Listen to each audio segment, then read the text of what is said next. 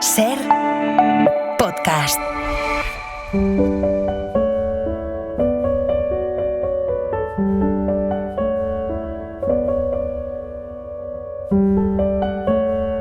Un libro, una hora. Dirigido por Antonio Martínez Asensio. Bienvenidos a Un libro, una hora desde Zaragoza, donde les vamos a contar Dientes de leche de Ignacio Martínez de Pisón. Y lo vamos a hacer acompañados por el autor, que ha tenido la generosidad de aceptar nuestra invitación y que va a narrar con nosotros su novela. Además, nos acompañan Laura Carrero del Tío, Alberto Castrillo Ferrer y Eugenio Barona. Ignacio Martínez de Pisón nació en Zaragoza en 1960 y es uno de los autores más sólidos y con una obra más consolidada de la literatura española actual. Dientes de leche se publicó en 2008 y fue galardonada con el premio San Clemente y el premio Giuseppe Acerbi. Es una novela extraordinaria, tierna, divertida y emocionante que nos habla sobre una familia, sobre las mentiras que la destruyen y sobre los afectos que la construyen. Vamos allá.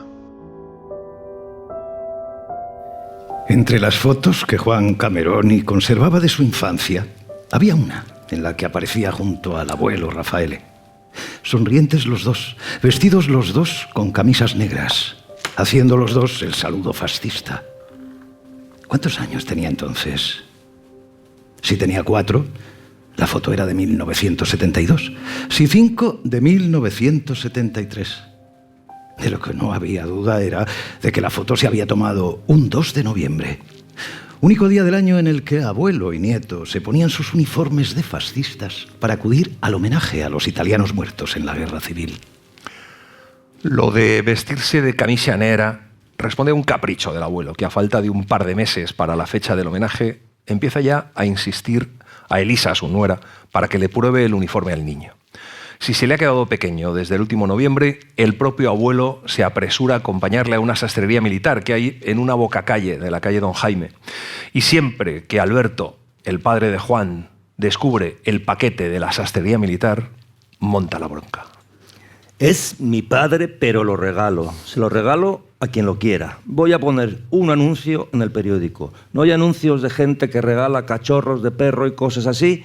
Regalo padre en perfecto estado. El primero que venga se lo queda. Y que haga con él lo que le apetezca. Aunque seguro que mi padre acaba disfrazándolo de fascista llevándoselo a la mascarada esa.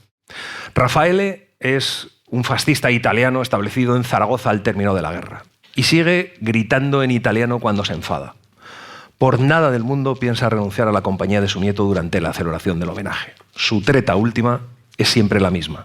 Agarra a Juan, su nieto, por los hombros y le mira con fijeza a los ojos. Eres libre, Giovanni. Eres libre de venir o no venir. Si quieres vienes y si no, no. Tú decides.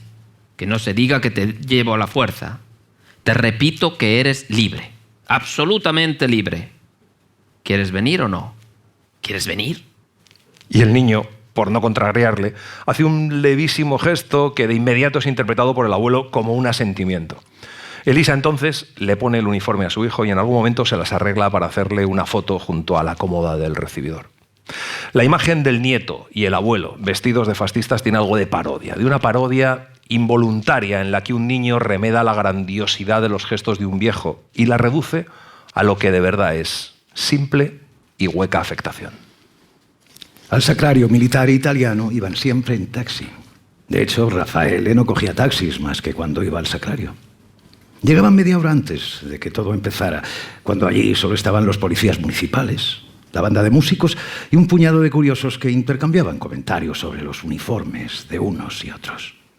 Pero esa media hora da para mucho. Da para que el abuelo evoque a sus compañeros caídos en combate y para que vuelva a contar alguna de sus viejas historias de la guerra y para lo más importante, cuando empieza a contar su historia, la historia de su hazaña, la del día en la que él, voluntario fascista Raffaele Cameroni, se había convertido en un héroe de guerra. Y a su nieto le gusta escucharla.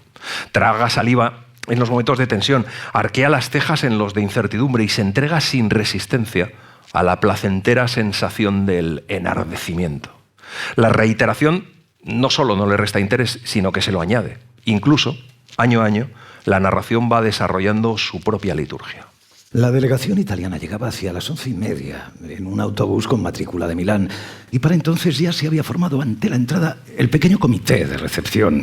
Y desde luego estaba el abuelo Raffaele, al que los otros reconocían cierta autoridad moral y que se apostaba ante la puerta del autobús para saludar uno por uno a los recién llegados. Era entonces cuando Juan, que no se separaba de él, aprovechaba para contar las medallas. Raffaele actúa como si fuera él el inspirador y responsable del homenaje a los caídos, del mausoleo en el que yacen sus restos y hasta de la misma intervención italiana en la Guerra Civil. Raffaele reúne en grupo a los que van por primera vez y los guía por el interior de la torre, donde los huesos de casi 3.000 soldados italianos permanecen enterrados. De vuelta al exterior, llama la atención sobre los detalles más puramente fascistas del conjunto arquitectónico. El acto oficial de bienvenida resulta muy vistoso, con la banda de cornetas y tambores interpretando una marcha militar junto al pórtico de la iglesia, los policías municipales montando guardia con el uniforme de gala y el casco de plumas, el embajador saliendo a recibir al alcalde, al capitán general, al arzobispo y al gobernador civil, y acompañándolos despacio hasta el mausoleo. Luego colocan las coronas y todos saludan brazo en alto, hasta Juan. Juan estaba seguro, tanto de haber querido al abuelo Raffaele como de haberse sabido querido por él. Y recordaba con placer la fuerza con la que su abuelo agarraba su pequeña y sudorosa mano cuando salían de paseo. Sin embargo, no era capaz de vincular ese sentimiento de cariño con ningún episodio concreto que no fuera la participación en los homenajes del 2 de noviembre, ni con las comidas familiares, ni con los veraneos, ni con las fiestas de cumpleaños, solo con los homenajes. Cuando Juan cumple 16 años, es consciente de que en su interior hace tiempo que se plantea si seguir yendo al sacrario. La ceremonia le parece siniestra, pero la decisión no es fácil. Tiene que decírselo a su abuelo, al que sigue queriendo y admirando y que sin duda se lo tomará como una traición. La mañana del siguiente 2 de noviembre, Juan decide ir. Y así luego tendrá todo un año para decírselo al abuelo. Andiamo, andiamo. ¿Cómo es que ese chico no está preparado? Mientras se abotona la camisa negra, Juan siente una intensa oleada de lástima por sí mismo y sale al pasillo donde el abuelo le espera con los brazos en jarras y la más apremiante de sus sonrisas. Elisa está en el recibidor con la Polaroid. El abuelo y el nieto se sitúan delante del espejo de pared. Juan es varios centímetros más alto que su abuelo. Raffaele alza el brazo. Juan no. Y cuando su abuelo le mira, Juan le dice que no va. Estás bromeando, ¿no? Claro, no puedes estar hablando en serio. Este chico, qué sentido del humor. Dime que estás bromeando. Venga, dímelo. No me gusta este tipo de bromas. ¿Por qué te ríes de tu pobre abuelo? ¿Por qué? Sono Raffaele, el viejo Raffaele, tu abuelo. Y tú y yo vamos a acabar ahora mismo con esta broma y nos vamos a marchar juntos. ¿Verdad que sí? ¿Verdad que sí? Venga, levanta el brazo para la foto. Juan se mantiene inmóvil y callado. Elisa ayuda a su hijo y dice que si ha dicho que no va, es que no va. El abuelo se vuelve hacia Juan y le obliga a mirarle a los ojos. No le dice nada, pero en aquella mirada hay tanta decepción como reproche. Raffaele no era fascista en Italia, tampoco antifascista, claro. Raffaele solo era pobre. Y solo por sacar de la pobreza a su mujer y a su hija, había aceptado marchar a hacer la guerra en un país extranjero. Pero en la vida militar descubrió una inesperada grandeza y que le emocionaban los discursos que enaltecían las virtudes castrenses, la disciplina, el coraje, la hombría. Le gustaba pensar que, gracias al ejército, había abandonado un mundo hecho de palabras pequeñas. Su bautizo de fuego se produjo en una zona minera por la noche. Siguiendo el curso de un arroyo, tenían que infiltrarse entre las líneas enemigas y pasar a todos a cuchillo. Raffaele no tuvo que matar a nadie porque otros más experimentados o más audaces que él se le adelantaron. Parecía evidente que los valores de la civilización y el progreso estaban del lado de los suyos, y cuando Raffaele pensaba en los suyos, se refería exclusivamente a los italianos, o mejor dicho, a los fascistas italianos. Él mismo se consideraba ya un fascista, alguien con una idea de la misión que le correspondía cumplir. Y eso le hacía sentirse superior a quienes desconocían cuál era su misión en el mundo. Su adhesión al fascismo no solo dotó de sentido su vida de soldado, sino que extrajo de su interior virtudes de cuya existencia no tenía ninguna certeza. El valor, por ejemplo, el ardimento. Y es que Raffaele descubrió que tenía más valor que los demás. En la madrugada del tercer día de combates le hieren y se despierta en una camilla en el hospital de campaña. En el hospital de Zaragoza conoce a Isabelita. Raffaele no pretende ocultar la existencia de su familia italiana, pero extrañamente Isabelita da por sentada su soltería y él no encuentra la ocasión para deshacer el malentendido. Cuando sale del hospital, cada día va a verla a su casa. Cuando sus sentimientos se van fortaleciendo, empiezan las cautelas en sus referencias a su vida en Italia. Le sobrecoge la simple posibilidad de que ella acabe descubriendo la verdad. Isabelita no acababa de explicarse la atracción que Raffaele parecía sentir por ella, que seguramente se comportaba ante él como uno de esos personajes misteriosos de las novelas baratas. Al fin y al cabo, si ignoraba el secreto de Raffaele sobre su mujer y su hija, era en cambio muy consciente de su propio secreto. En presencia de él, ella nunca había mencionado a su hermano Modesto, anarquista al que unos jovenzuelos de la Falange habían detenido y asesinado en los primeros días de la guerra. Raffaele va a buscar a Isabelita y la lleva esa tarde de regalo un melón que ha robado en una huerta. Se van de paseo, se celebra un desfile militar. En el jardín de Santa Engracia se ha levantado una tribuna ante la que se detienen todas las compañías para que les imparta la bendición un orondo sacerdote. Luego van a la terraza de La Maravilla. Raffaele se abre paso entre un grupo de mujeres. Sin ser alto ni guapo, es delgado, casi atlético, y el uniforme le sienta muy bien. Isabelita tiene que reconocer que cuando pasea con Raffaele, las otras chicas la miran con envidia. Pero no puede ser que el amor sea solo eso. Corrían tiempos difíciles para la familia Sin. No era fácil mantener en funcionamiento una fábrica de pastas alimenticias, no, al menos para alguien como Modesto, considerado desafecto al nuevo régimen. Aquella pequeña fábrica, apenas un taller, era el resultado de todos sus esfuerzos y sus privaciones.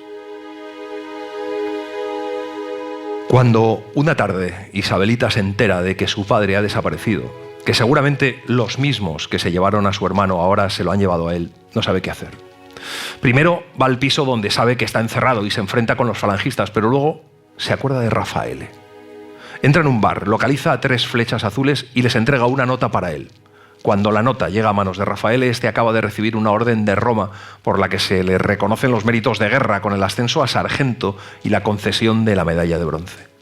Al día siguiente por la tarde, Isabelita ve desde su casa como un automóvil se detiene ante la puerta y del coche sale Raffaele. Isabelita echa entonces a correr hacia las escaleras y las baja a toda velocidad y en 2 zancadas cruza la calle y se planta delante del coche. Para Raffaele, la cosa ha sido tan fácil como llamar al piso de los falangistas y pronunciar el nombre de Modesto Asín. Isabelita no podía imaginar nada de eso. Y lo que veía era a Raffaele ayudando a salir del vehículo a un hombre de aspecto avejentado, con la cabeza al cero y moraduras en la cara. Era él, sí, era su padre. Y ella, temblorosa, corrió a abrazarse a él mientras sus hermanos pequeños los observaban a cierta distancia, abrumados por la gravedad de la escena, casi solemnes.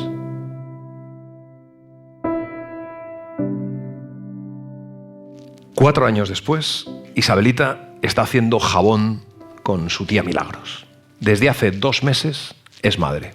Su hijo se llama Rafael. Su padre está en un sanatorio y la tía Milagros es la única familiar de cierta edad que le queda. Se han instalado en la habitación del padre mientras buscan piso propio. Creían que su padre no estaría ausente más que 1 o 2 meses, pero la convalecencia de Modesto se fue alargando y cada vez tenía menos sentido mantener clausurado el dormitorio más grande de la casa. Isabelita se sienta en la cama para dar de mamar al niño y nada más terminar aparece Raffaele por la puerta. Coge con delicadeza al pequeño y se lo acerca al cuello.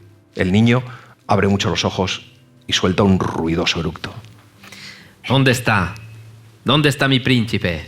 ¿Qué tal el día? Problemas y más problemas, como siempre. La comisión. Y es que últimamente cuando Raffaele habla de problemas solo se refiere a la Comisión de Ciudadanos Italianos que colaboran en la construcción del mausoleo. La comisión está formada por Raffaele, el gordo Imbroglia y un calabrés llamado Benedetti, que acompañan los tres al capitán Giovanni Bergamini en las entrevistas oficiales y le ayudan en las gestiones. El capellán dice que el mausoleo será como la Meca para los musulmanes y que de todos los rincones del mundo irán fascistas a visitarlo. Es finales de 1943 y nadie está seguro de nada, ni siquiera de si las obras llegarán algún día a concluirse. Hace falta más de 1 millón de pesetas para concluirlo y el nuevo embajador italiano ha acusado al capellán de haber hecho un uso indebido de los fondos. Por aquellas fechas, Rafael estaba construyendo el primer secadero estático de la confianza. Había visto uno en la feria de muestras, en la que se exhibía maquinaria que nadie tenía dinero para adquirir. Y mientras pedía todo tipo de informaciones al atento vendedor, tomaba mentalmente nota de las medidas y los detalles. Estaba claro que no podía comprar un secadero así, pero ¿había alguna ley que prohibiera copiarlo? Es un secadero estático donde la pasta tarda solo 24 horas en secarse. La confianza no ha desaparecido durante la guerra por la tenacidad de Modesto, pero los primeros años de la posguerra están siendo muy duros y ahora la mayor parte del mérito corresponde a Raffaele, que se ha incorporado a la pequeña empresa familiar poco después de ser desmovilizado. Raffaele tiene grandes proyectos para la fábrica y entre ellos está lo que él llama proceso de mecanización. Para Isabelita, aquellas van a ser las primeras navidades sin su padre y sin su hermano. Hace 10 años de las últimas navidades que han pasado todos juntos. Ella tenía 13 años. Está preocupada últimamente con Raffaele porque se va y no dice a dónde. Es que no es la primera vez. La semana pasada también fui a verle y no estaba. Y luego no hizo ningún comentario. Pero le pregunto a Ramón y no dice nada. El otro día, medio en broma, le dije: ¿me juras por Dios que mi marido no está haciendo nada malo a mis espaldas? Jurar por Dios, dijo él, ¿qué cosas tienes? O sea, que ni juró, ni prometió, ni nada. Cuando Raffaele y su socio Ramón llegan para comer, las dos mujeres ya los han condenado. Al primero, por lo que ha hecho. Al segundo, por encubrirle. Isabelita está muy pendiente del comportamiento de Raffaele. Todo lo que hace le parece sospechoso. Le pide que le cuente dónde estaba y Raffaele no termina de contestar. Dime, tía, me he vuelto fea de repente. ¿Por qué me hace esto? Me gustaría saber cómo son esas reuniones de la comisión. A ver qué clase de orgías se montan. Y Raffaele, claro, se ha dado cuenta del humor cambiante de su mujer y que últimamente solo le dirige la palabra para interrogar e inquirir, pero en aquella época tiene otros asuntos en los que pensar. Está, desde luego, en el trabajo de la confianza, pero también está la cuestión de los muertos. El padre Pietro ha sido cesado como responsable de la construcción del mausoleo, pero sigue ocupándose de la búsqueda y conservación de los cadáveres. Van por los pueblos desenterrando a los italianos para llevarlos al mausoleo, pero el mausoleo aún no está preparado y no se les ocurre nada mejor que esconderlos en la confianza. Y ya superan la 30. El capellán ha prometido meterlos en cajas de madera, pero la cosa se retrasa. Así que la mañana del 24 de diciembre a Isabelita se le ocurre ir a la confianza. En lugar de llamar a la puerta delantera, rodea el edificio y de pronto ve a su marido. Raffaele. Hola, querida. ¿Qué haces tú aquí? ¿Conoces al padre Pietro? Isabelita intuye que está a punto de descubrir algo importante. Avanza hasta la parte trasera del furgón y de repente ve a Ramón y al capellán sosteniendo un ataúd. Raffaele trata de interponerse. No entres ahí, te lo prohíbo. ¿No me has oído? Te he dicho que no entres. Entonces Isabelita ve las cajas cerradas y las abiertas, los esqueletos que se conservan enteros y los que han quedado reducidos a simples montones de huesos, los cráneos sueltos, los fémures, los costillares caídos, los restos de los sudarios. Ella, que se creía que su marido le estaba siendo infiel. De pronto no puede contener la risa y la primera carcajada brota con tal fuerza que ella misma se sorprende. Y a esa carcajada le siguen otras, igual de potentes e incontenibles. Llegaremos tarde al cine, Isabel. Isabelita había comenzado a ser Isabel tras el nacimiento de Francisco, su tercer hijo. Y apenas un par de meses después, solo la tía Milagro seguía utilizando el diminutivo para referirse a ella. Desde el nacimiento de su tercer hijo han pasado 2 años y en apariencia nada ha cambiado en Isabel. En el otoño de 1949 tiene casi 30 años, pero sus rasgos suaves la hacen parecer bastante más joven. A pesar de los embarazos, mantiene una bonita figura y una piel tersa y lozana. Se han comprado un piso a 200 metros de la calle Bolonia, que antes se llamaba Del Arte, casi esquina con General Mola. Llegan al cine cuando ya han apagado las luces y se está proyectando El Nodo. El cine dorado se ha reinaugurado muy pocos días antes y su decoración vanguardista es objeto de debate entre los zaragozanos. A la salida, ambos se detienen ante una pared en la que está pintado algo que no saben identificar muy bien. ¿Es abstracta? Abstracta, mariconadas. Respuesta muy típica de Raffaele. De camino a casa, entran a tomar una caña con limón en Espumosos. En una de las mesas hay unos conocidos. Isabel les saluda con una sonrisa. Rafael, en cambio, finge no verles. Isabel conoce muy bien esos accesos de mal humor de su marido. De repente algo le sienta mal y su rostro adopta una expresión ensimismada y sombría. Puede pasarse varias horas casi sin hablar, atrincherado en un laconismo que quiere decir: recuerda que estoy enfadado, recuérdalo bien. Isabel se pregunta qué será lo que le ha irritado esta vez. Se pone a hablar de cualquier cosa porque Raffaele no habla. Rafael, hombre, no estés tan callado, di algo. ¿Y qué quieres que diga? No sé, cualquier cosa. ¿Por qué nunca me contaste lo de tu hermano? Sabías que tarde o temprano me acabaría enterando. ¿Por qué tuve que enterarme de todo cuando los falangistas se llevaron a tu padre? Estábamos en guerra, Rafael, y yo...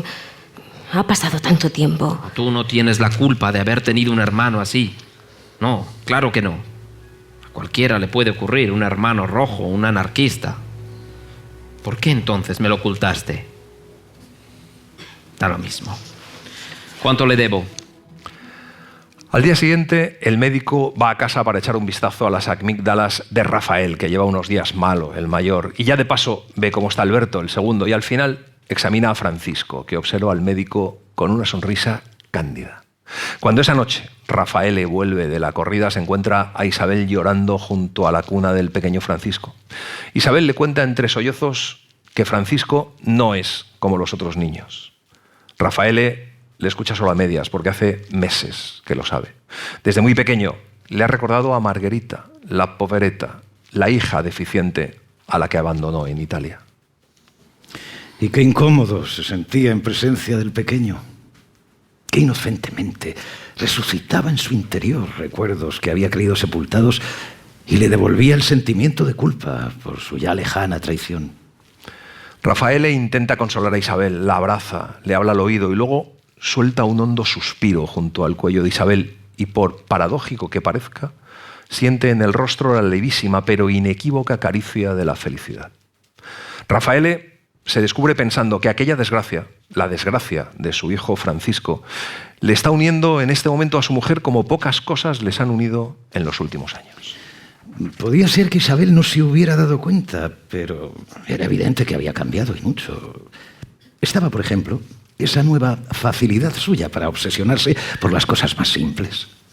Cuando a Rafael se le cayó el primer diente de leche, ella lo envolvió en papel de seda y lo guardó durante semanas en un bolsillito de su neceser, a la espera de decidir lo que haría con él.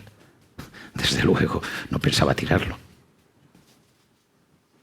Tiene Isabel la sensación de que con los dientes de leche la vida y la muerte se saltan sus propias reglas, y esa excepción y esa rareza los hacen doblemente valiosos. Isabel, en el fondo, lo que le pasa es que se resiste a aceptar el paso del tiempo. Tal vez por eso cuida mucho la ropa y los muebles y lo guarda todo en cajas y en cajitas. Isabel se pegó un berrinche tremendo cuando se dio cuenta de que Rafael le había tirado los dientes de leche de Francisco cuando hicieron la mudanza. Rafael, en cambio, no le dio ninguna importancia. Desde hace algunas semanas, Isabel se da cuenta de que Rafael nunca hace el menor caso a Paquito, aunque pensándolo bien, tampoco recuerda que su comportamiento anterior haya sido muy distinto. Sea como sea, Isabel se ha acostumbrado a proporcionar a Paquito las dosis de cariño que no recibe de su padre. Los autobuses esperaban con las puertas abiertas y los motores en marcha. Delante de la Facultad de Medicina había una docena. Los demás estaban en la otra acera, la de Capitanía. La gente iba de un lado para otro buscando alguno en el que hubiera plazas libres. Los primeros autobuses cerraron las puertas y emprendieron la marcha, y por un momento Rafael llegó a temer que se quedarían en tierra. Se volvió hacia Rafael y Alberto, que bostezaban y se frotaban los párpados. «No os preocupéis», les dijo, aunque el único preocupado era él. Rafael ha cogido con sus 2 hijos mayores un autobús hacia Barcelona. Los 3 van sentados en 2 asientos muy apretados y llevan demasiado equipaje para un viaje de un día. Hay casi 100 autobuses más. Una sábana cubre la luna trasera del vehículo. En ella está escrito: «Bienvenidos, patriotas, Rusia asesina». Viajan a Barcelona para recibir a los barcos que traen a los soldados de la División Azul. En la parada, a las afueras de Igualada, Rafael no baja a estirar las piernas. Se limita a cerrar los ojos y a pensar en su mujer, cuyo rostro, por un instante, se le aparece como si lo tuviera delante o lo estuviera viendo en una fotografía. Un rostro en el que no queda nada de la desvalida ingenuidad que tanto le atrajo cuando se conocieron. Es un rostro crispado por un rictus de aspereza y severidad. Y luego se le aparece con el aspecto lozano y candoroso, irresistible de cuando la vio por primera vez, 17 años antes. Tal vez su alma está tratando de transmitirle algún mensaje. Si de verdad tenía previsto escapar de su mujer y su casa, no había nada que esperar. No, desde luego, al autobús, que sencillamente volvería sin él y sin los niños. Y nadie les echaría de menos mientras ellos dieran los primeros pasos hacia su nueva vida. El problema era que Rafael ya no tenía tan claro el verdadero propósito que esa misma mañana le había llevado a montar en un autobús y viajar hasta Barcelona. De hecho, recuerda el momento exacto en el que ha decidido abandonar a su mujer. Ha sido la tarde anterior, a la vuelta de la confianza, cuando en casa anunció que de madrugada viajaría con los niños para recibir al Semíramis.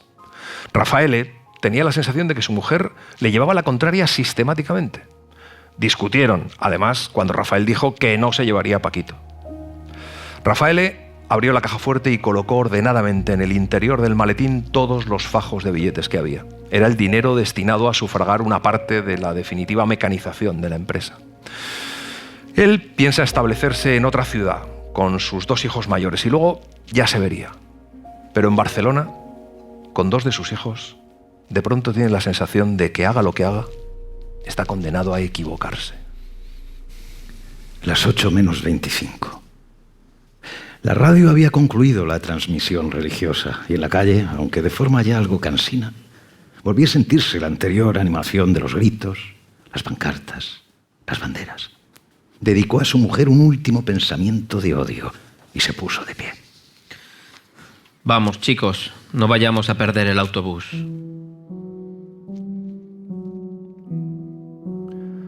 En 1964, hace 2 años que Isabel se ha marchado de casa y su matrimonio se ha roto definitivamente. La convivencia siguió deteriorándose y los roces entre ella y Rafael eran cada vez más frecuentes, tan frecuentes que se habían convertido en lo habitual. Jamás pensó en la separación, pero una tarde, después de una de sus discusiones, Rafael le hizo la misma pregunta que varios años antes le había hecho en una cafetería. Le preguntó por qué no le había contado lo de su hermano. Y en ese mismo momento, Isabel decidió irse, a casa de la tía Milagros. Entre las 2 arreglan la habitación de invitados y mientras tanto, Isabel va recordando a la tía Milagros en voz alta algunas de las humillaciones sufridas a lo largo de los años. ¿Es para irse o no es para irse? Mucho antes me tendría que haber ido. La tía Milagros, a pesar de todo, intenta hacer de mediadora, pero aunque monta un encuentro que cuesta mucho organizar entre Rafael e Isabel, sale fatal. Primero porque Rafael llega con sus 3 hijos. Paquito tiene entonces 15 años, Alberto 16 y Rafael está a punto de cumplir los 19. La actitud de Rafael es de cierta altanería. Isabel ha tomado la decisión de regresar en ese momento, pero Rafael lo estropea todo. A los pocos días, Isabel apalabra un pisito en la calle San Miguel y solo faltaba que su marido le diera el dinero para las primeras mensualidades y la autorizara a firmar el contrato. Pero Rafael se niega en redondo. Entonces Isabel pronuncia las palabras decisivas. Te recuerdo que todo esto sigue siendo mío, que la confianza sigue siendo mía y de mis hermanos. Puedo hacer algo peor que separarme de ti. Puedo despedirte. A comienzos del siguiente mes, Isabel está ya instalada en su nueva vivienda, en la calle San Miguel. Descubre que viviendo sola no le resulta difícil adaptarse a cierta precariedad. Rafael, el hijo mayor, jamás se preocupa por las condiciones en las que vive su madre. Es a él a quien más le duele y le ofende la separación. Para Rafael, las cosas están claras. La única responsable de la ruptura es ella, por haber abandonado el hogar, y el resentimiento y la rabia de su padre le parecen más que justificados. Rafael es entonces un jovencito guapo y altivo, aficionado a la ropa cara y la brillantina, acostumbrado a alternar con los hijos de las mejores familias, y la nueva situación doméstica le avergüenza profundamente. Se comporta, de hecho, como si su madre jamás hubiera existido. El distanciamiento de su hijo mayor angustia a Isabel, que no sabe qué pasa y le pregunta a Alberto, pero su hijo mediano no sabe nada. Eso sí, un día Alberto le dice que Rafael tiene previsto pasar una temporada en Italia. Así las cosas, no parece injustificada la sorpresa que sintió Isabel cuando 2 semanas y media después, de vuelta del mercado, se encontró a su hijo esperándola delante del portal. Rafael le pide que no le pregunte nada y le pide, por favor, quedarse a dormir en su casa. En el piso solo hay una cama e Isabel insiste en cedérsela. Rafael tiene aspecto de agotado y de enfermo. Los 3 primeros días los pasa prácticamente dormido. Isabel se comporta con él como una enfermera. No le pregunta, no le agobia. Rafael lo único que le dice es que no quiere volver a saber nada de su padre. Tarda toda una semana en recuperarse por completo. La transformación de Rafael es radical. El señorito petulante y casquivano ha dejado paso a un joven desaliñado y doliente que rompe con sus antiguos amigos y abandona la carrera de Derecho para matricularse en la de Medicina. Pasa poco tiempo en casa y durante las comidas y las cenas habla con su madre solo de asuntos superfluos. En todo caso, nunca hablan de Rafael ni del viaje a Italia. A veces le pregunta a su madre, eso sí, por el papel que tuvo su familia durante la Guerra Civil. Sus vagas simpatías por el fascismo italiano se han desvanecido de golpe y su lugar lo están ocupando unas severas reticencias hacia el régimen de Franco. Esa felicidad, sin embargo, no iba a durar mucho. Fue Rafael quien, de regreso de la universidad, vio el agua que salía del cuarto de baño y encharcaba ya medio pasillo.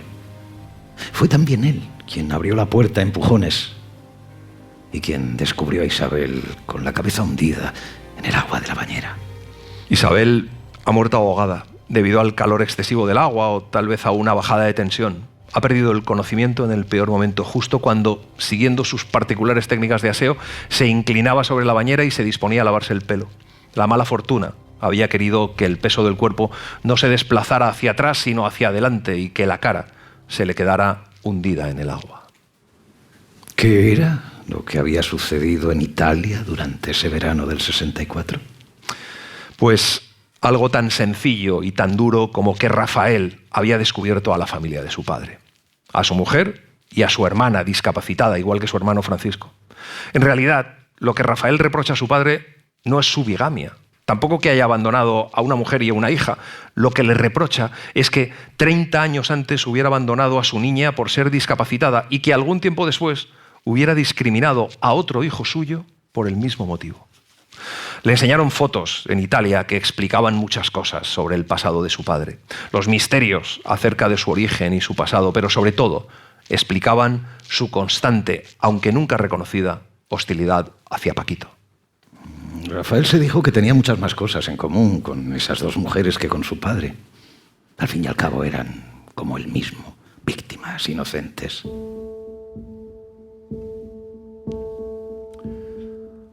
Pocos años después, Rafael sigue viviendo al margen de la familia.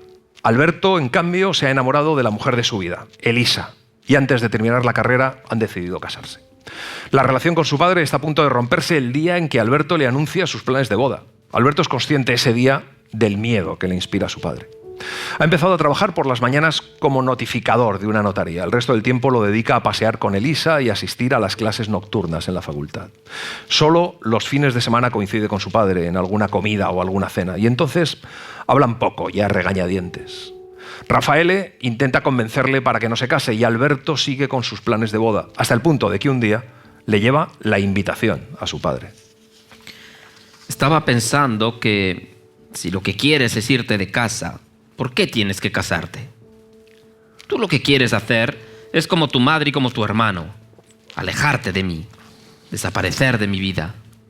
Pero no tienes huevos. No tienes huevos para romper con todo y cargar con la culpa. La crisis estalla cuando Alberto, con el beneplácito de Elisa, le propone a Rafaele que Paquito se vaya a vivir con ellos cuando se casen. Y a Rafaele no le parece mal y acepta enseguida. Pero es Paquito el que se encierra en el baño y no abre la puerta hasta que su padre no le promete que se quedará con él. El incidente, eso sí, sirve al menos para rebajar la tensión entre Alberto y Rafaele, que ceden su oposición a la boda y no solo les da su bendición, sino que incluso se ofrece a correr con los gastos del banquete, eso sí, a cambio del derecho a añadir unos cuantos nombres a la lista de invitados. Alberto y Elisa se alquilan un piso y Elisa se queda enseguida embarazada. Tienen a Juan, el nieto en el que Rafaele se vuelca y hace cosas que jamás hizo con sus hijos. Cuando Alberto termina la carrera, se pone a buscar trabajo. En el colegio de abogados le proporcionan una lista con todos los despachos de la ciudad. Él escoge los bufetes que le parecen más prestigiosos y mejor situado, y les escribe. Uno de los abogados que le contesta es un tal Enríquez. Tienen una entrevista y quedan en hablar por teléfono poco después. Alberto marcó el número y, esforzándose por controlar el nerviosismo, anunció el motivo de la llamada. Le hicieron esperar unos segundos antes de ponerle con otra persona. Reconoció la voz al instante. ¿Qué haces tú ahí?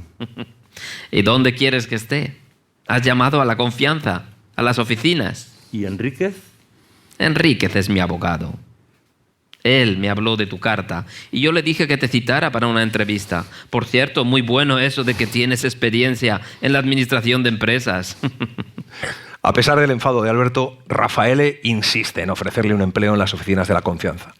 Alberto duda mucho antes de aceptar la oferta de su padre y no tarda en empezar a reprochárselo a sí mismo, porque Rafaele ahora no solo es su padre, sino también su jefe. Y Alberto, que creía haber logrado escapar de su autoridad, ha ido a topar con ella por partida doble.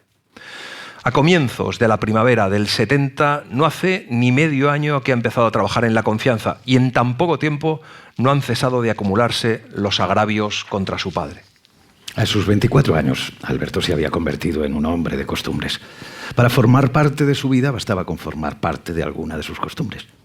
Como Paquito y el paseo familiar de todas las tardes.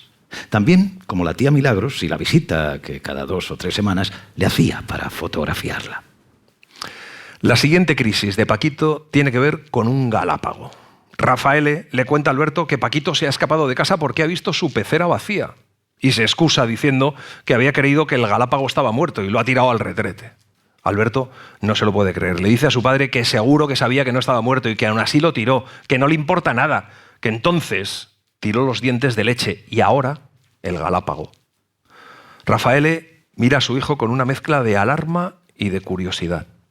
Lo primero que hace Alberto es conseguir otro galápago y luego lleva a su padre a su casa y se pone a buscar él solo a Paquito. ¿Por qué todo se estropeó de repente? ¿Por qué en cuanto dejasteis de ser niños, las cosas empezaron a ir mal? Supongo que es ley de vida, pero tengo derecho a preguntármelo. ¿Por qué tuvo que ser así? ¿Por qué, de golpe, lo que yo hacía o decía o pensaba ya no os gustaba? Poco después, Alberto lee una noticia en el periódico. Extraño incidente en una céntrica farmacia de la capital. No hay nada en ella que permita relacionarla, aunque sea lejanamente, con Rafael. Hace 10 años que no ve a su hermano. Rafael, a la muerte de su madre, abandonó la universidad para irse a hacer el servicio militar. Después vivió a salto de mata, cambiando varias veces de ciudad y desempeñando diversos trabajos. En alguna ocasión, de paso por Zaragoza, se detuvo a saludar a la tía Milagros. Alberto no entiende por qué Rafael al principio había rechazado a su madre y luego había vuelto junto a ella y rechazado a su padre. Y finalmente parecía rechazar a la familia entera. Pero es que ni por asomo Alberto puede imaginar cómo ha sido la vida de su hermano durante esos últimos años. Tampoco sabe que Rafael ha seguido en contacto con Giulia, la mujer italiana de su padre, y con Margherita, la hija discapacitada de su padre, su hermana. Por eso, Alberto no le ha relacionado con la noticia de la farmacia, pero es que resulta que el dueño de la farmacia es el rubio, el falangista que se llevó a su abuelo Modesto. El objetivo principal se había cumplido. Ese hombre, el rubio, estaba conociendo la experiencia de convivir con el miedo del mismo modo que muchos años atrás la había conocido su abuelo Modesto. Así el sufrimiento de este quedaba vengado. Alberto por entonces está atravesando una muy buena temporada. Sus planes para reflotar la confianza han tenido éxito y luego se ha incorporado como ejecutivo a la plantilla de una fábrica de productos químicos. Cambiar de empresa es su manera de romper con Raffaele. Romper sin aparentarlo, escapar fingiendo que no escapa. Desde entonces han pasado 2 años y las cosas no han hecho más que mejorar. Vuelve a hacer fotos de todo, sobre todo de su mujer y de su hijo. Los ve a través del objetivo y se piensa que son muy guapos. No concibe que haya en el mundo un hombre más afortunado que él, aunque en realidad piense que tanta felicidad no puede ser ni definitiva ni duradera. Algún día recordaremos este momento con el niño tan guapo y tan bueno y nosotros queriéndonos tanto. Lo dijo con tristeza, seguro de que en algún momento del futuro habrían perdido irremisiblemente toda esa felicidad. Pero Lisa lo interpretó de otro modo y le apretó la mano. Rafael vuelve a instalarse en Zaragoza. Ahora lleva un taxi y desde que ha vuelto parece dedicarse a redescubrirla. Su imagen de las calles y las plazas se ha quedado como congelada en el pasado y cada día hay algo que echa de menos. ¿Desde cuándo funciona un bingo donde siempre ha estado el cine Gran Vía? ¿Cómo es que han suprimido el trolebús que paraba junto a Santa Engracia? ¿Por qué ya no existe ese mercadillo dominical al que acudían de niños a cambiar sellos? Alberto, tan refractario a los cambios, le hace gracia que sea precisamente Rafael, el despegado, el desarraigado Rafael, quien haya preservado casi intacta la memoria de lo que ha sido su ciudad de infancia y juventud.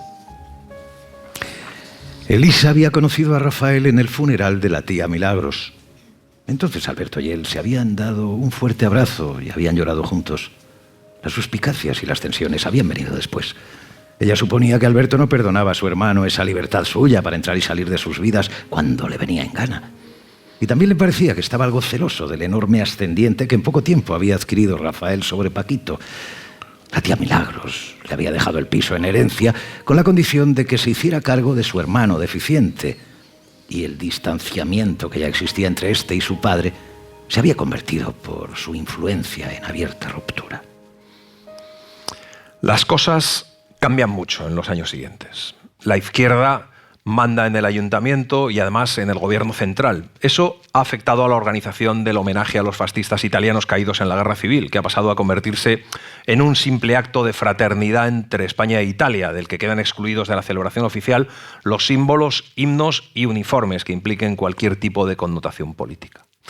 Raffaele se organiza con los suyos para esperar a que termine la misa y los discursos de los políticos para celebrar su homenaje privado. Juan ya no acompaña a su abuelo.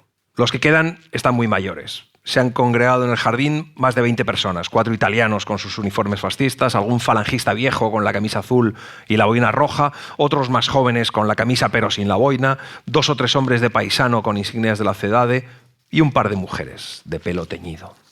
Se notó por fin algún movimiento a la entrada de la cripta. Y tímidamente se abrieron paso entre la gente 2 mujeres que portaban una corona con los colores de la bandera italiana. Giulia tenía entonces 70 años y Margherita 49. Pero parecían las 2 bastante mayores. De hecho, parecían 2 ancianas. 2 ancianas de pelo gris y ropa oscura que arrastraban sobre la alfombra los pies de gruesos tobillos. Raffaele contuvo el aliento cuando pasaron por delante de él sin mirarle. De vuelta a su sitio entre el público, la hija adelanta a la madre mientras ésta se detiene un instante, solo un instante, delante de Raffaele y le echa un vistazo, avergonzado y furtivo. Raffaele está a punto de derrumbarse, siente que le faltan las fuerzas y busca un punto de apoyo para no caerse. Acabada la ofrenda, Raffaele sale del sacrario. En cuanto llega al jardín, nota a su espalda la presencia de las 2 mujeres. Oye decir a Giulia: «Questo è il tuo babbo, Margherita. Este es tu papá, Margarita». Y Margherita dice: «Ciao, babbo». Sorprendentemente, ninguna de las 2 le habla en tono de acusación o de reproche. Al revés, están nerviosas y azoradas, como si fueran ellas las que tuvieran que pedir perdón por algo. Raffaele no sabe muy bien qué hacer. Giulia le dice, con los ojos humedecidos, que no ha cambiado nada, que sigue siendo el mismo de siempre. Y luego le señala a su hija y le dice que Margherita se ha convertido en una brava ragazza. Y Margherita, con su aspecto de anciana prematura, gesticula como una jovencita. En la calle, Rafael y Paquito observaban la escena desde el interior del taxi.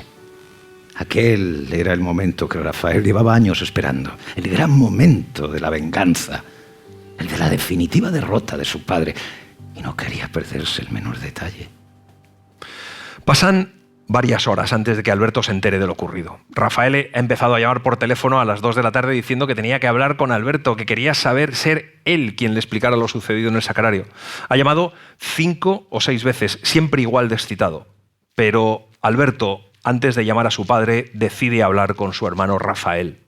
Y cuando va a verle, se encuentra allí a las 2 mujeres, sentadas delante del televisor. Y es entonces cuando Rafael le cuenta a su hermano la verdad. Le cuenta que Rafael estaba casado en Italia y Alberto se queda sin habla. Rafael le cuenta cómo en el verano de 1964 había encontrado a Giulia y a su hija en Lucca, y Alberto mira a unos y a otros con la expresión de quien está siendo objeto de una broma cruel, cada vez más desolado y más furioso. Reconstruía a retazos su vida junto a Rafael y la descubría basada en una inmensa mentira. No encontraba ya ningún atenuante para su condición de mal padre y peor marido.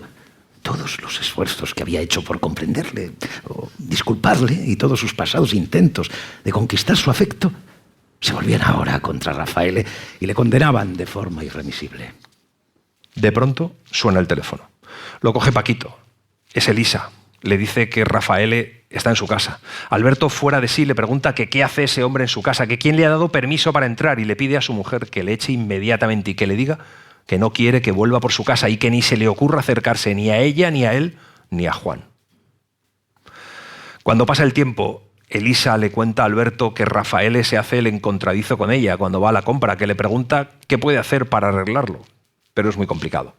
La reacción de Alberto, de hecho, fue desmesurada. La misma tarde destruyó las fotos que tenía de su padre y los uniformes de Valilla de Juan, y unos días después hasta se deshizo del viejo espejo del recibidor, solo porque le recordaba a él.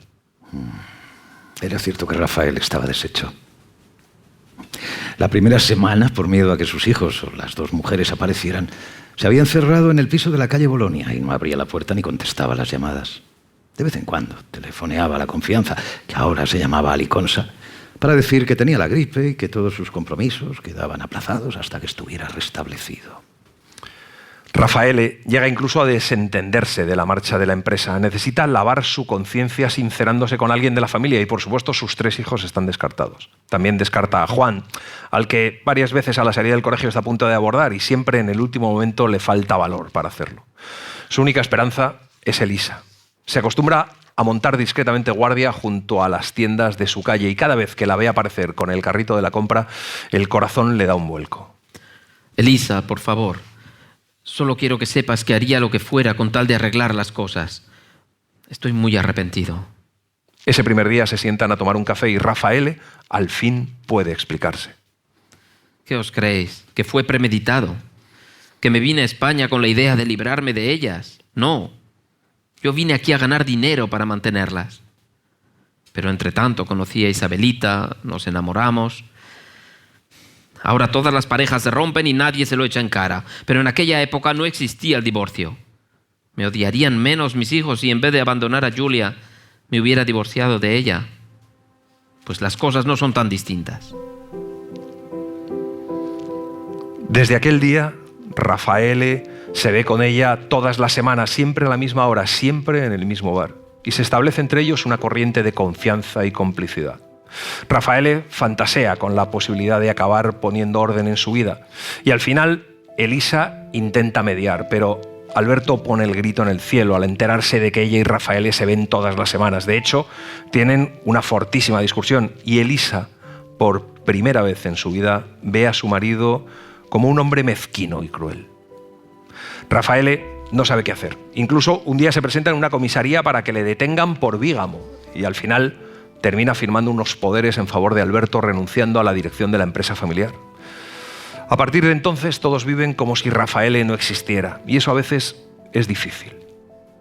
Esa Navidad, Alberto organiza una comida familiar en el mismo restaurante en el que su madre había celebrado las 2 últimas Navidades de su vida. Es el domingo 25 de diciembre de 1983. El restaurante sigue estando en uno de los salones del primer piso. Antes de comer, se dan los regalos. Durante la comida se esforzó por sostener una alegría más bien artificial, pero es cierto que en general todo transcurría con normalidad. A la hora de los postres pidió champán y 5 copas. Con 15 años, a Juan no le pasaría nada por dar un sorbo. Pero de pronto, un camarero les dice que una persona pregunta por ellos, que no ha querido entrar, que está en la calle. Todos se miran en silencio. Juan corre hacia el balcón y ve a su abuelo. Alberto, con expresión desolada, se vuelve hacia Elisa. Ella hace un lento gesto de asentimiento y le confiesa que Rafaele le llamó y ella le dijo que comerían allí. Luego, Elisa se va junto a su hijo, que está ya abriendo el balcón. Llaman a Rafaele, que como si anticipara el reingreso en su antigua vida, empieza hablando en italiano. Solo sono venuto per dirti ciao. Os he traído las llaves de mi piso. Haced con el piso lo que queráis. Yo no pienso volver. Por primera vez en mucho tiempo tengo la sensación de estar haciendo lo que debo. Rafaele habla con la serenidad de quien ha tomado una determinación irrevocable. Habla también sin tristeza. Señala el coche estacionado en el otro lado de la calle y las cajas y los bultos en el coche se amontonan en el asiento de atrás y parecen como metidos a presión. Ya veis, me llevo todo lo que puedo, pero todavía han quedado muchas cosas. A lo mejor hay algo que os pueda servir. Juan le dice que su padre no les dejaría coger nada suyo. Pero solo es tu padre y yo soy tu abuelo. Recuérdalo, Giovanni, pase lo que pase. Siempre seré tu abuelo. La conversación resulta perfectamente audible desde el interior. Alberto contiene el aliento y se vuelve hacia Rafael, que rehúye su mirada. Están ahí, ¿no? Están ahí los 3. Supongo que no querrán asomarse. Bueno, ya da lo mismo. Decidles que les mando un abrazo. Me espera un largo viaje. Juan le dice a su abuelo que seguro que Alberto y Rafael siguen pensando que todo esto es una comedieta suya y que lo seguirán pensando cuando se haya ido. Así que le pide que se quede y se olvide de sus hijos, que les tiene a ellos. Y Elisa confirma que sí, que les tiene a ellos 2. Rafaele sonríe conmovido y niega con la cabeza. ¿Y Julia? ¿Y Margarita? Estoy en deuda con ellas. Las he tenido abandonadas demasiado tiempo. Ya va siendo hora de que me ocupe un poco de ellas. Al fin y al cabo, nunca han dejado de ser mi mujer y mi hija. Mi familia. Juan se agacha y alarga el brazo entre los barrotes. Su abuelo le agarra la mano con fuerza. Algunos clientes del restaurante siguen la escena con curiosidad. Rafael hace un gesto de fastidio y pide que cierren la ventana. Elisa vuelve junto a Alberto, pero no se sienta. Se la nota incapaz de contener su irritación. Le pregunta a su marido si piensa quedarse ahí parado sin hacer nada. ¿Qué quieres que haga? Ya le has oído. Se vuelve con su mujer y con su hija. Se vuelve con su familia. Y entonces ocurre lo que nadie esperaba. Paquito, que hasta ese momento ha permanecido inmóvil y en silencio, ajeno a cuanto ocurría, se levanta de golpe y echa a correr hacia el balcón. Sus gritos suenan desgarradores mientras pregunta a su padre que ¿y él qué? Que si él no es su hijo, que si él no es su familia. Todo el mundo en el restaurante se vuelve a mirar y los camareros se acercan pidiendo calma con las manos. Rafael deja caer la cucharilla sobre la mesa mientras dice que ya está la familia Cameroni montando el numerito. Pero Paquito está ya en el balcón y sigue gritando entre sollozos y preguntando si es que ha dejado de ser su hijo y diciéndole a Rafaele que él nunca dejará de ser su padre. El maître se acercaba con expresión de alarma desde el otro extremo del salón. A esas alturas nadie podía comportarse como si nada estuviera pasando. Pero la agitación fue mayor cuando Paquito se encaramó a la barandilla y, apartando con torpeza las manos de Elisa y Juan, se descolgó hasta la calle. Entonces fueron muchos los comensales que, ahogando un grito, se pusieron de pie y acudieron a los otros balcones. El maître se desgañita tratando de poner orden. La gente va de aquí para allá con la servilleta en la mano y los gritos de Paquito no dejan de oírse por encima del ruido de la vajilla, las sillas, los pasos, mientras le dice a su padre que no puede irse y que si se va le tiene que llevar con él. Los balcones del restaurante están ya llenos de gente cuando Rafael, emocionado, abre los brazos. ¡Paquito! ¡Hijo mío! Y todos son testigos del largo abrazo entre el padre y el hijo, golpeándose las espaldas con las manos bien abiertas, llorando cada uno en el hombro del otro. Todos son testigos de eso, menos Rafael y Alberto, que siguen en sus sillas, con aire derrotado y la mirada fija en las copas de champán. Alberto echó una ojeada a las sillas vacías y a las mesas, con los platos dejados a medias y los cubiertos abandonados de cualquier manera, con los cafés enfriándose en las tazas y los helados derritiéndose despacio, con los vasos y las botellas sin terminar. Dio por fin un sorbo a su copa de champán y se sintió solo, irremediablemente solo.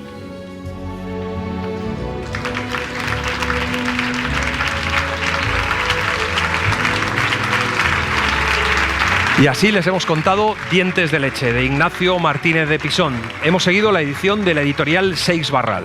Gracias por haber venido, gracias por estar ahí y gracias por leer. Un libro, una hora, en la cadena SER. Para no perderte ningún episodio, síguenos en la aplicación o la web de la SER, Podium Podcast o tu plataforma de audio favorita.